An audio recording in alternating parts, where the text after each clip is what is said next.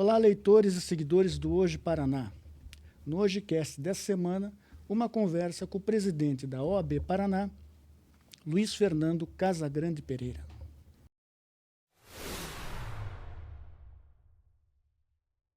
Bem-vindo, presidente. Obrigado pelo convite. No começo de agosto, o presidente da OAB Paraná promoveu um congresso em Curitiba, um importante congresso, e dele saiu a Carta do Paraná, um conjunto de críticas, cobranças e sugestões ao Supremo Tribunal Federal. Nesse documento, a OAB Paraná cobra do STF autocrítica e autocontenção para evitar desvios autoritários. Antes de mais nada, é muito bom ver a OAB voltando a se posicionar. A gente não via isso na gestão anterior. Teve grandes problemas entre o STF, Curitiba, por exemplo, e o Paraná, em que a OAB demorou para se posicionar. É bom ver que a OAB agora volta a ser combativa. Mas me diga uma coisa, presidente. Esse é o caminho para o nosso Supremo voltar a ter credibilidade? Olha, nós fazemos o que é possível fazer, e nesse tema é muito delicado. Todas as vezes que veiculamos a matéria do nosso evento, tem quem ache que a gente fez pouco, tem quem ache que a gente fez o que não deveria fazer porque o ambiente está contaminado pela polarização. Mas nós tivemos a coragem de fazer. Aliás, o Estado de São Paulo fez um texto com esse título, A Coragem do Paraná, citando o nosso evento, e a Carta do Paraná, que saiu desse evento, está publicada hoje no Estadão, no UOL, na Istoé, no Portal Terra. Teve um alcance nacional. Teve um alcance nacional, nós trouxemos os melhores nomes do Brasil, a abertura foi com Oscar Vilhena e Conrado Hübner, e os grandes criminalistas estavam aqui. Não era para falar mal do Supremo, era para fazer uma análise crítica do que está acontecendo no Supremo, usando, sobretudo, a lente do garantismo da Lava Jato. Os garantistas diziam que havia abusos praticados pelo Deltan, pelo Moro, e muitos criminalistas fizeram leituras críticas do que estava acontecendo em Curitiba.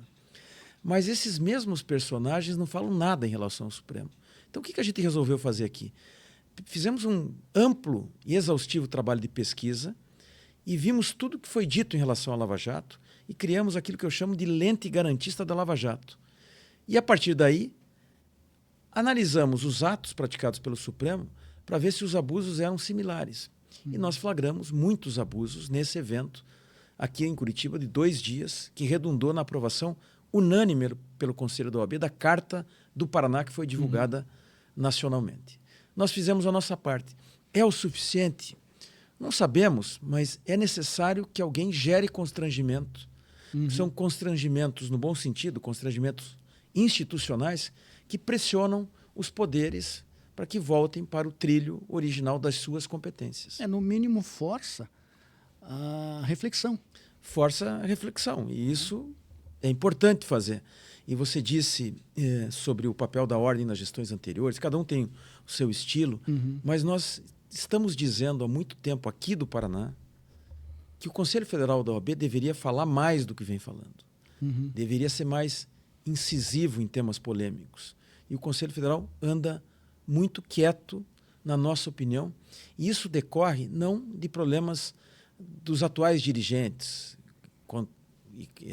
São dirigentes que eu tenho boa relação, não tenho nada contra, mas há um pecado original ali, que é a falta de eleição direta para o Conselho Federal. Isso aí gera déficit de representação institucional, déficit de legitimidade. Por isso o Paraná defende eleições diretas para o Conselho Federal da OAB, como eu me elegi aqui. Uma eleição disputada. Eu tive que pedir voto para 90 mil advogados, podia ganhar, podia perder. Mas quando eu ganho, eu falo em nome dos advogados.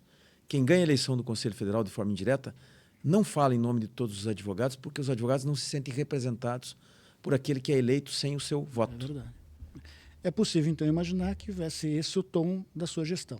Muito diálogo, muita conversa, mas também a força da advocacia do Paraná. Sim, porque essa é uma missão da ordem, dada pela lei, pelo nosso estatuto. A OAB defende temas que se relacionam diretamente com a advocacia e eu tenho feito um esforço enorme para ganhar eficiência, para entregar mais com menos dinheiro de anuidade. E nós entregamos, acho, muita coisa no começo da gestão. Mas esse não é o único papel da ordem. O papel da ordem vai além dos temas que se relacionam apenas com a advocacia. Por força por força do Estatuto, artigo 44, inciso 1º. A gente cuida da Constituição, da boa aplicação das leis, da justiça social, e tudo isso faz com que a ordem se pronuncie sobre temas do país. Uhum. E o Supremo é um tema que fala com a advocacia e fala para fora para a advocacia. Aliás, o Supremo, nesse momento, fala demais, entre aspas, por falta de autocontenção, ocupou o centro da cena política num ativismo que não faz bem ao país e destoa de outras cortes constitucionais no mundo afora. Pois é, como é que o senhor vê esse viés político que dominou o Supremo nos últimos anos? Olha, tem um livro sobre o Supremo, do Felipe Recondo, Os 11, que é um livro congênere de um americano, Os 9. O americano analisa, o norte-americano, a Suprema Corte deles, e Os 11 é nossa. Nós temos 10 vezes mais cobertura da imprensa do nosso Supremo em relação à Suprema Corte americana. Alguma coisa não vai bem. E os americanos têm um PIB 8 vezes superior ao do Brasil. Nossa. Significa dizer que o Supremo não sai da manchete dos jornais. Isso não é bom, né? Como disse recentemente, para nossa sorte, o futuro ministro do Supremo, Luiz Edson Fachin, a política, o que é da política, o direito, o que é do direito. E há muita coisa que é da política, mas está com o direito, está com o Supremo. Mudando um pouquinho de assunto, o senhor vem alertando sobre os riscos da PEC dos precatórios, né? O risco que ele vai trazer aos estados, né? Qual é o grande prejuízo disso e o que os nossos políticos estão querendo mudar na Constituição? Vai ser amanhã, está pautado. Foi pautado agora? Amanhã, o Senado Senado, né? Pautou o segundo turno da PEC. E olha, eu quero dizer que a OAB está de olho nos 3 senadores do Paraná. Uhum. Nós falamos com o Sérgio Moro, com o Oriovisto Guimarães e Flávio Arnes. E os 3 estão muito bem alertados. O Oriovisto tem uma posição firme contra a PEC, que votar a favor dessa PEC significa dar um calote em 120 mil paranaenses que estão numa fila que hoje dura 17 anos. Né? Já dura 17 anos. Se essa PEC passar, ela fica infinita. Nós fizemos os estudos, novamente a OAB do Paraná chamou atenção para isso, saiu na Folha de São Paulo, no estado de São Paulo. Depois o BTG fez um estudo que confirmou os estudos aqui do Paraná. A dívida de São Paulo, município e estado, é multiplicada por 3 em 10 anos, a do Paraná duplica em 10 anos e acaba o horizonte do credor na perspectiva de receber os seus valores. Isso é um absurdo. Quando você deve para o Estado, por exemplo, se você ficar devendo IPVA do teu carro, no dia seguinte ao vencimento da dívida, se você passar numa blitz, apreendem o teu carro. E executam, penhoram a tua conta e cobram Selic 15% ao ano, enquanto você não pagar. Agora o Estado quer ter o direito de pagar daqui a 20, 30 anos com uma correção que vai ser IPCA mais 2% ao ano, contra uma Selic de 15%.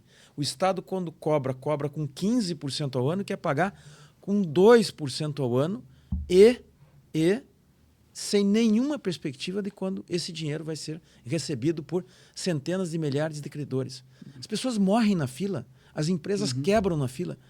Essa é uma situação exótica, eu diria. Não dá para explicar para um advogado sueco, um belga, que tem uma empresa estrangeira que quer investir no Paraná, que se eventualmente o Estado do Paraná, que é um Estado sadio financeiramente, resolver não pagar uma conta, tem que entrar com uma ação, demora 12 anos para transitar em julgado, em média, e depois fica 17 anos na fila.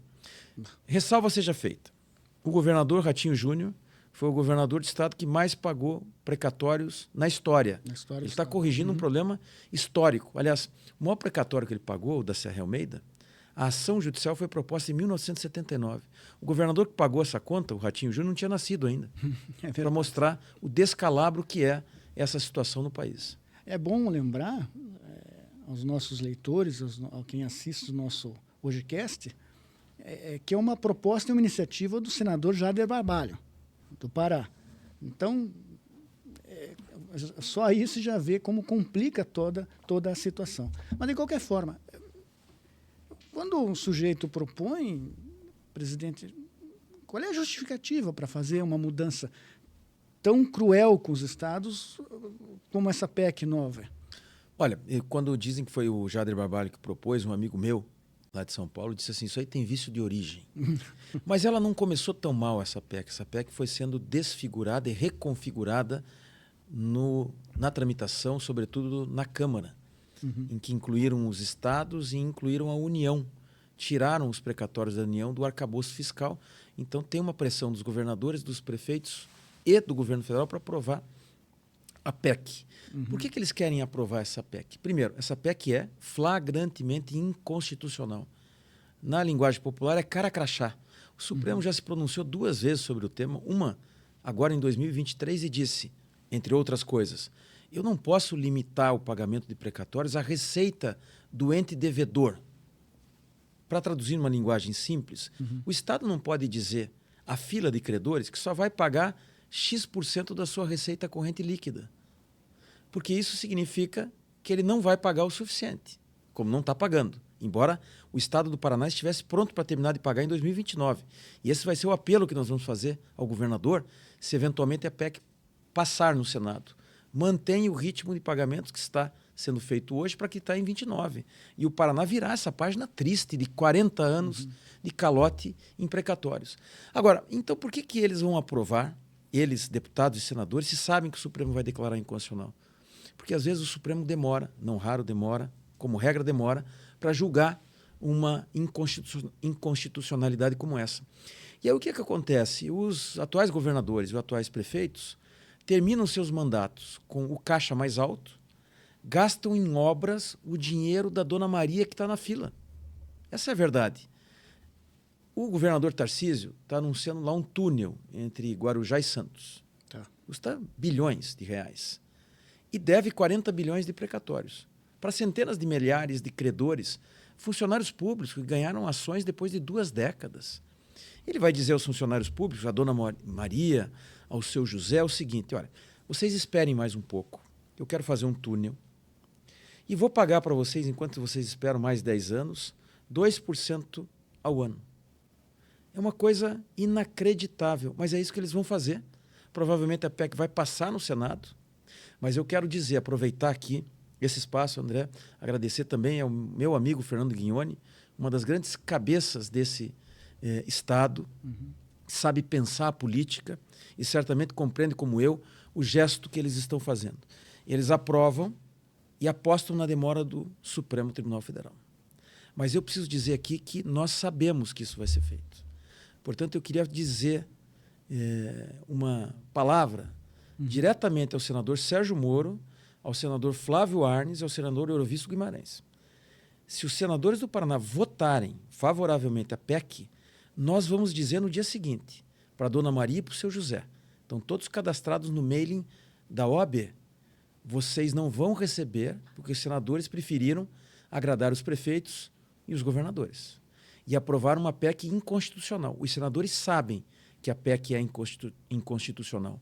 O senador Eurovisto disse lá no Senado, quando voltou da Câmara, tem que voltar para a Comissão de Constituição e Justiça. Mas o trator do governismo está fazendo a PEC passar. Aqui no Paraná nós vamos dizer de forma clara, para todos os credores, muitos vão morrer na fila a depender dos votos dos senadores no segundo turno do Senado amanhã. E é possível, como o senhor diz, deve passar, e é possível a OAB do Paraná se posicionar novamente juridicamente. A OAB do Paraná já encomendou um parecer de Rodrigo Kanayama e Egon Bockman Moreira, 2 grandes juristas do país que escreveram o melhor livro sobre precatórios do Brasil. E eles disseram o óbvio. Aqui no Brasil o óbvio precisa ser dito todo tempo. Disseram, olha, o Supremo já disse 2 vezes, de forma clara, que essa PEC, como está aí, é inconstitucional por vários motivos, entre os quais fere o direito de propriedade, porque eu vou ficar numa fila sem nenhuma perspectiva de receber, com o meu dinheiro diminuindo. Porque como no Brasil se cobra imposto de renda até sobre correção monetária, IPCA mais 2 é juro negativo. Quanto mais tempo demora a fila, menor fica o dinheiro que eu tenho real para receber. Isso fere a separação de poderes, porque o Poder Judiciário dá uma ordem para pagar e o Executivo não cumpre. Isso fere uma série de preceitos constitucionais que o Supremo já reconheceu que são desrespeitados. E é preciso dizer o seguinte, o Supremo reconheceu isso em PECs anteriores que eram menos graves que essa. Já foram 5 PECs de 2000 para cá, adiando o pagamento de precatórios, mudando o índice de correção. A pior PEC em 35 anos de Constituição é essa PEC de agora. Vou repetir, nenhuma PEC foi tão escandalosa no calote como essa PEC que pode ser aprovada amanhã. O Supremo já disse que PECs menos escandalosas eram inconstitucionais, pelas mesmas razões, essa vai ser considerada inconstitucional. Quem está votando favoravelmente essa PEC faz um jogo em favor dos prefeitos que querem gastar o dinheiro dos credores para fazer outras obras, pagando juro negativo. Fica a dica, então, para os nossos 3 senadores. E também para a nossa população, para o eleitor. Ano que vem tem eleição. A gente tem que pensar melhor na hora de votar. Presidente, vamos falar de advocacia, que eu sei que o senhor gosta, né, do tema. A gente escuta muito no Hoje Paraná uma reclamação muito grande sobre o excesso de quantidade de faculdades de direito hoje no Brasil. Como é que o senhor vê isso? Isso é um absurdo. É um problema... O senhor concorda que é realmente um excesso? Eu concordo de forma veemente e vou fazer a minha parte nisso também. Sempre lembrando, eu sou presidente da OAB do Paraná, tenho aqui um campo de atuação restrito, eu não sou presidente do Conselho Federal da OAB, mas eu vou fazer o máximo que der para fazer em todos os temas que digam respeito à OAB, à Ordem dos Advogados do Brasil, e, portanto, digam respeito à sociedade. E esse tema é um tema caro. À sociedade, à OAB. É um absurdo o número de faculdades. Quando eu ganhei a eleição, eram 131, abriram 2 de lá para cá. 133, 124 ativas. 32 em Curitiba. 32 faculdades de direito muita coisa. Em Curitiba. Tem faculdade de direito que não aprova um único formando no exame da ordem há 3 anos. Nós temos uma comissão de ensino jurídico que fez uma avaliação, separou 16 faculdades que, cruzando os dados, não cumprem os requisitos para continuarem abertas. Fizemos visitas em loco, demos direito de defesa e, em breve, nós devemos anunciar o primeiro pedido de fechamento de faculdades aqui do estado do Paraná e, acho eu, na pesquisa que fiz, do Brasil. Para sair do buraco, tem que parar de cavar. Aqui no Paraná, nós vamos parar de cavar. E esse é um passo importante, emblemático, para denunciar um estado de coisas que não pode funcionar da forma como funciona. Faculdades entregando uma péssima qualidade de ensino, 3 anos sem aprovar um aluno no exame da ordem, cobrando uma mensalidade barata sem fazer vestibular. Em alguns casos, isso é quase um estelionato contra quem acha que fazendo aquela faculdade vai ter uma vida melhor pela frente. Porque joga uma quantidade de formados. De bacharéis. Né? Bacharéis, porque depois já não nós vão temos passar uma na quantidade ordem. absurda de advogados. São muitos advogados. Nós deveríamos ter tido um filtro maior. A Ordem dos Advogados do Brasil faz um esforço enorme para acolher todos os que passam no exame da ordem, porque são aqueles que, pela lei, têm condições de advogar, eles têm condições de advogar. Mas, é claro, tem uma lei de oferta e procura, muita oferta, pouca procura, cai o preço, desde sempre. E isso faz com que haja uma pauperização da advocacia, contra a qual nós lutamos de forma veemente aqui no Paraná, com todos os mecanismos que nós temos. Mas esse é um problema de gerações. Foram erros em cima de erros cometidos lá atrás, mas é necessário parar de errar. Nós vamos dar a nossa contribuição para sair do buraco. E o senhor pensa em, de repente, endurecer ainda mais o exame da ordem? É que esse não é um tema da OAB Paraná. Esse é um tema do Conselho Federal da Ordem. Antes, cada OAB tinha o seu exame de ordem. O exame de ordem foi unificado, quem comanda isso é o Conselho Federal. Mas a OAB do Paraná é a única do país que mantém uma comissão de exame de ordem que faz o acompanhamento do rigor da prova. Inclusive, eventualmente, para apontar eventuais equívocos na prova e na redação, como apontou agora, numa polêmica questão, se eu não me engano, a questão 43 de Direito do Trabalho do último exame da ordem, que gerou muita polêmica. O Paraná é um estado que ficou vigilante, mesmo o exame sendo nacional. Mas afrouxar, o endurecer, não está na esfera de competência aqui da OAB Paraná. Na sua gestão, a OAB também deu uma virada interessante no sentido da sociedade paranaense, né? O senhor assinou, na última semana, um acordo, uma parceria com a Prefeitura de Curitiba que vai levar atendimento jurídico gratuito à população mais carente da cidade. Isso é muito interessante. Podia nos contar um pouco mais dessa parceria? Foi muito legal. O Eduardo Pimentel, nosso prefeito, esteve na OAB na última sexta-feira, às 9 horas da manhã. Estavam lá, André, todos os ex-presidentes vivos da OAB. De Mansur, Teófilo Mansur, a Marilena Indira Winter. Foram até a ordem, porque é um gesto histórico do prefeito. Havia lá uma relação mal resolvida entre a OAB e o município, que não convém rememorar aqui, mas o fato é que o município cedeu à OAB, ali ao lado, uma área de 5.000 metros quadrados que vai ser utilizada para criar um programa chamado OAB Cidadania, para atendimento das pessoas carentes por intermédio da advocacia dativa e também das comissões da OAB, prestando assistência judiciária gratuita, utilizando um programa de advocacia dativa que a gente já tem aqui no Paraná, que é do governo do estado, que é o melhor do Brasil. São 140 milhões de reais por ano para 22 mil advogados, muitos deles, claro, aqui em Curitiba, mas não tinham um espaço adequado para atender os seus clientes, sobretudo porque 50% da advocacia hoje está em home office. Então, nós vamos oferecer, em parceria com a Prefeitura, mas em parceria também com o governo do estado, pelo gesto do Eduardo Pimentel, um projeto que eu espero seja inscrito para ganhar prêmios como projetos modelo para assistência judiciária gratuita no país. O senhor demonstra estar bem animado com esse projeto. Estou muito animado, eu quero espalhar pelo Paraná inteiro.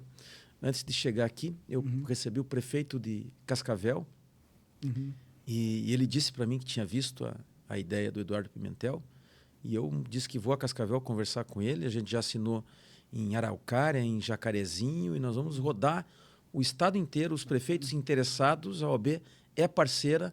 Esse é um programa muito bonito, porque nós atendemos, para você ter uma ideia dos números, 850 mil paranaenses nos últimos 10 anos na assistência judiciária gratuita da advocacia dativa. E quando você atende um menino, por exemplo, que tenha sido preso com droga, você atende ao mesmo tempo a irmã, a mãe, o pai. Então, são milhões de paranaenses impactados. E é um programa, numa parceria da OAB com o governo do estado, que é modelo para o país inteiro. Eu quero aprimorar, eu quero pagar com mais velocidade a advocacia dativa, eu quero implementar de forma integral a escola dos dativos para impor um programa de formação continuada que eleve a qualidade dessa entrega desse serviço. Enfim, eu sou muito entusiasmado porque acho que esse é um programa que conversa com centenas de milhares de paranaenses, é um modelo para o Brasil, a gente quer aprimorar ainda mais. Presidente, o senhor atuou com brilhantismo em grandes causas na esfera eleitoral, em grandes demandas da esfera eleitoral nos últimos anos. É filho de ex-governador. Entrar na política, nem pensar? Nem pensar. Olha, eu tenho muito orgulho, a maior honra da minha vida é ser presidente da Ordem dos Advogados do Brasil.